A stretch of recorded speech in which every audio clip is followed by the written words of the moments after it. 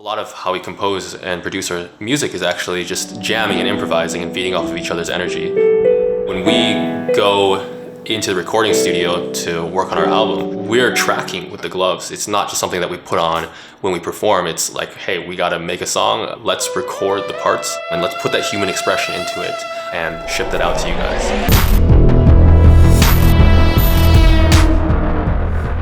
One of the goals that we had with the song was to kind of create this feeling of swelling and having the whole track sort of breathe. The way the song opens up is with this bass note that kind of swells from nowhere. It kind of starts low and grows in aggressiveness and in energy. There's a filter that's on the bass that is kind of adding this low pass effect or a muffle effect, and there's also a kind of pulse to the bass. There's like a rhythm that you hear. I'm opening a filter by, essentially, I control that by how open my hand is. So when I'm doing this bass swell, I open my hand to let that filter out and also let in some of the higher frequencies. And then I'm also modulating the depth of this pulse by moving my hand from left to right. While I'm controlling that bass, at the same time, I'm also fading in this drum track. So there's several layers to the drum, and I can fade them in by moving my right hand up, and each finger actually controls a different layer of the sound, and there's kind of 3 layers. So as I'm going vertically, I'm essentially literally stacking these drums up. So I bring in a kick and with one finger, and then I bring in a snare with another finger. And then once those are fully faded in, I start going to the next layer, and my hand keeps going higher and higher. And this is happening throughout the whole first verse, all kind of ramping up towards the drop. And this is something that is sort of a unique sound that we really wanted to capture, is this smooth fading in of different drum layers. A lot of times you hear like things just kind of ramp up from one energy level right to the other. We wanted to have this track be a little bit more fluid and have this feeling of swelling. So the way we usually divide up our songs is Mike controls the bass line and I usually play a lead melody on top of it. When we design our leads, as a vocalist, I try to actually create sounds that I can control as intimately as I can control my voice. Like being able to control the volume and the pitch, and be able to do pitch bends, vibrato, being able to add things in like the amount of reverb and the amount of distortion and all sorts of parameters about the energy of the sound was really important. The way I control the lead is basically I have different notes on my fingertips. One fingertip will be one note and then another one will be another. So I kind of have the scale on my fingertips that I can access a lot of notes very rapidly. I can control volume of the sound by raising and lowering my hands, but I can also do things like reverb, like I mentioned, where I control the amount of echo in this sound by moving my hand forward or backwards from my body.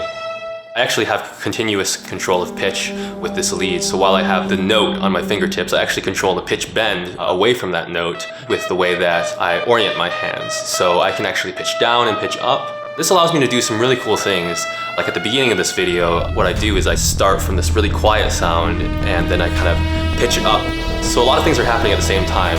I'm making the pitch go up, I'm also making the volume go up, I'm also changing the amount of reverb in the sound all at the same time, which is this really cool thing that we're able to do because of our instruments. A lot of this song is actually more about the expression and the tone quality than even the notes themselves, where like most songs are driven by the melody. For example, in one phrase of this song, I'm actually literally just holding one note and just sustaining it and opening and closing it. And we thought that was something really cool that we hadn't really heard before. The next section of the song is this build that happens. The build is really where we take this swelling idea and really take it to the extreme.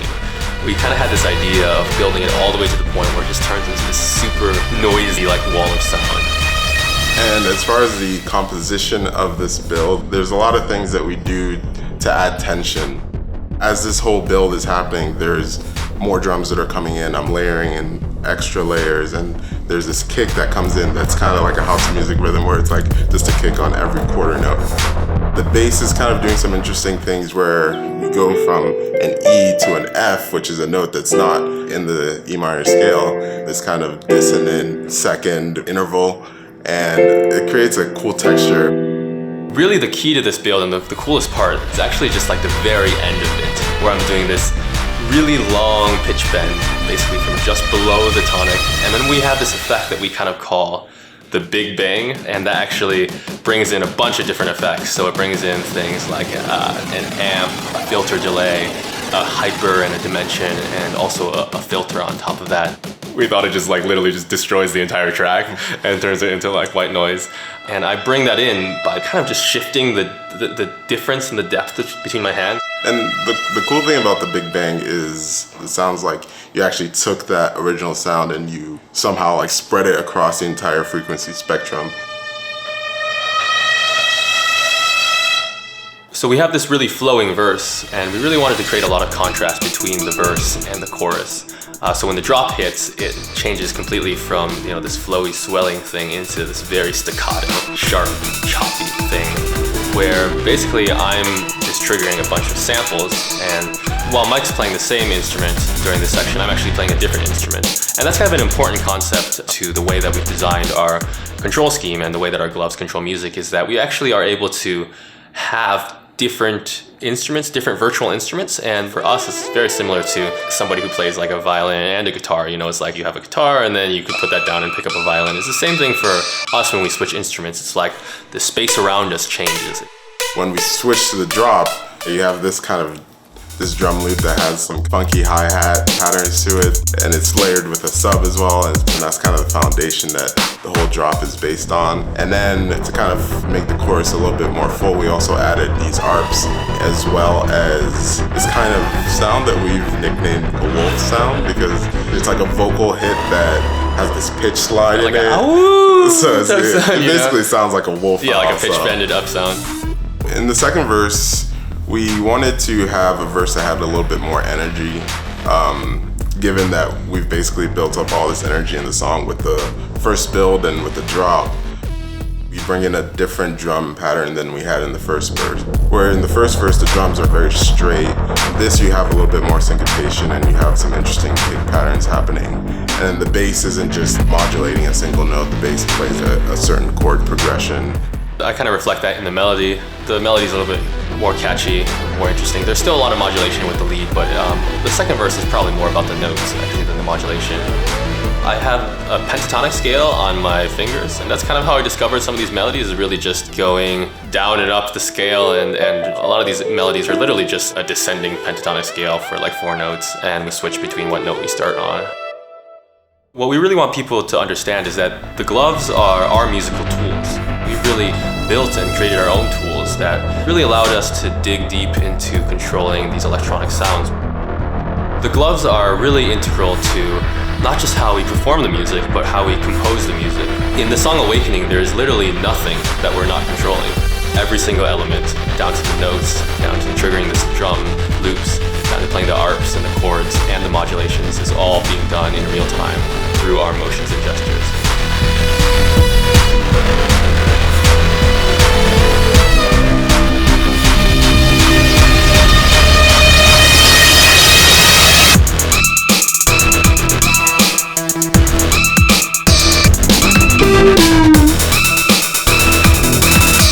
Hopefully you guys enjoyed this video. If you liked it, definitely give us a thumbs up and subscribe. Hit that notification icon so that you'll be the first to hear when we put out new music. And make sure to stay tuned, because we're gonna have an album coming out this summer, and we're definitely gonna be doing more breakdowns like this for more songs and songs that we have coming out later. So stay tuned.